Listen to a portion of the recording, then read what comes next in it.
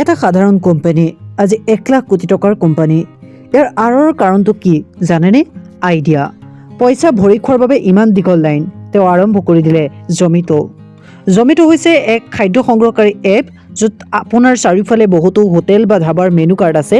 এই মেনু কাৰ্ডবোৰৰ সৈতে আপুনি সেই অনুসৰি অৰ্ডাৰ দিব পাৰে আৰু ইয়াক পোনপটীয়াকৈ আপোনাৰ ঠিকনালৈ অৰ্ডাৰ কৰিব পাৰে।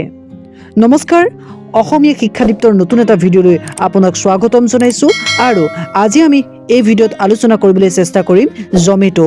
ইয়াৰ আঁৰৰ জন্ম কাহিনী, কেনেকৈ দুজন ব্যক্তিয়ে আৰম্ভ কৰা এই ব্যৱসায়টো এটা সৰু মাত্ৰ আইডিয়াই কেনেকৈ তেওঁলোকক 24খন দেশলৈ আজি ব্যাপ্ত কৰিলে, কেনেকৈ হাজাৰ কোটি টকাৰ ব্যৱসায়লৈ ৰূপান্তৰিত কৰিলে এই জমেটো অনুষ্ঠানটো। এটা সাধাৰণ কোম্পানী আজি 1 লাখ কোটি টকাৰ কোম্পানীলৈ ৰূপান্তৰিত হৈছে। দীপিন্দৰ গোৱেল আৰু পংকজ চাদা নামৰ এই দুজন ব্যক্তিৰ এটা উজ্জ্বল ধাৰণাই আজি সমগ্ৰ দেশত, সমগ্ৰ 24খন দেশলৈ এই গোটেই ব্যৱসায়টো ব্যাপ্ত কৰিবলৈ সক্ষম হৈছে। আহকচোন জানো জমেটোৰ কেনেদৰে আগবাঢ়ি গ'ল, জমেটোৰ আৰম্ভণিৰ আঁৰৰ কেনেকৈ আৰম্ভ কৰা হৈছিল। জমেটো হৈছে এক খাদ্য সংগ্ৰহকাৰী এপ য'ত আপোনাৰ চাৰিওফালে বহুতো হোটেল বা ধাবাৰ মেনু কাৰ্ড আছে। এই মেনু কাৰ্ডবোৰৰ সৈতে আপুনি সেই অনুসৰি অৰ্ডাৰ দিব পাৰে আৰু ইয়াক পোনপটীয়াকৈ আপোনাৰ ঠিকনালৈ অৰ্ডাৰ কৰিব পাৰে। এইটোৱে আপোনাক যথেষ্ট সময় ৰাহি কৰিব, কিয়নো এনে নহ'লে আপুনি নিজকে বাহিৰলৈ লৈ যাব লাগিব। আজি এই এপটোৰ লাখ লাখ সক্ৰিয় ব্যৱহাৰকাৰী আছে। জমেটো আৰম্ভ কৰাৰ প্ৰথম ধাৰণাটো 2008 চনত দীপিন্দৰ গোৱেল আৰু পংকজ চাদালৈ আহিছিল। সেই সময়ত তেওঁ ফুডিবে নামৰ ৰেষ্টুৰেণ্ট আৰু খাদ্য তালিকাভুক্তি ৱেবছাইট হিচাপে কোম্পানীটো আৰম্ভ কৰিছিল। IIT দিল্লীৰ দুয়োজন প্ৰতিষ্ঠাপকে বান কনচাল্টিং নামৰ এটা প্ৰতিষ্ঠানত কাম কৰি থাকোঁতে তেওঁলোকে লগ পাইছিল। জমেটোৰ চিন্তাবোৰ আচলতে কেনেকৈ আৰম্ভ হৈছিল আপুনি জানিবলৈ নিশ্চয় বিচাৰিব। জমেটোৰ ফাউণ্ডেটাৰ দীপিন্দৰ গোৱেল তেওঁৰ প্ৰাৰম্ভিক দিনত পঢ়া শুনাত খুব ভাল নাছিল। সেয়েহে তেওঁ ষষ্ঠ আৰু একাদশ শ্ৰেণী দুবাৰকৈ বিফল হৈছিল। অৱশ্যে পিছত তেওঁ গুৰুত্ব সহকাৰে অধ্যয়ন কৰে আৰু প্ৰথমবাৰৰ বাবে IIT পৰীক্ষাত উত্তীৰ্ণ হৈ দিল্লী IITৰ পৰা অভিযান্ত্ৰিক সম্পূৰ্ণ কৰে।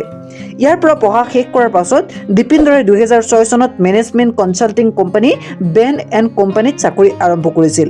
চাকৰিৰ সময়ত তেওঁ তেওঁৰ সহকৰ্মীসকলক দুপৰীয়াৰ আহাৰৰ সময়ত কেফেটেৰিয়ানৰ মেনু কাৰ্ডৰ বাবে দীঘলীয়া শাৰীত থকা দেখিছিল। এইটোৱে তেওঁক এটা ধাৰণা আনিছিল আৰু তেওঁ মেনু কাৰ্ডখন স্কেন কৰিছিল আৰু ইয়াক ছাইটত ৰাখিছিল, যিটো অতি জনপ্ৰিয় হৈছিল।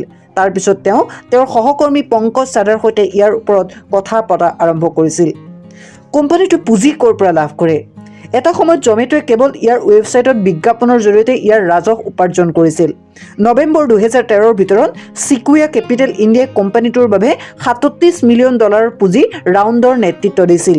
সেই সময়ত বিনিয়োগকাৰী চিকুয়া আৰু বৰ্তমানৰ বিনিয়োগকাৰী ইনোভা এজে জমেটোৰ প্ৰতি লক্ষ্য ৰাখি মাত্ৰ $150 বিলিয়ন মূল্যাংকন দেখিছিল।